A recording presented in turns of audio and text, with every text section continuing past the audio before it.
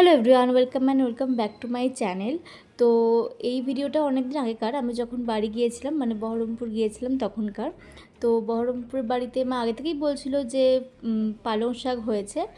তো সেই জন্য আমরা পালং শাক তুলতে গিয়েছিলাম। আর দেখতেই পাচ্ছ কত বড় বড় পালংয়ের পাতাগুলো হয়েছে।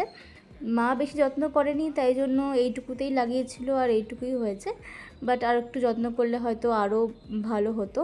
তো বাড়িতে যেহেতু কেউই অতটা শাক খায় না, সেই জন্য আর কি তোলাও হয়নি। তো আমি গিয়েছিলাম, তাই জন্যই এই পালং শাক তুলতে আসা হয়েছে। দেখতে পাচ্ছ আরেকটা টবেও হয়েছে। এই পাতাগুলো যদিও ছোট ছোট, কারণ টবটাও ছোট, তো সেই তুলনায় দেখছো কত বড় পাতাটা, মানে আমার হাতের থেকেও বড় পাতা।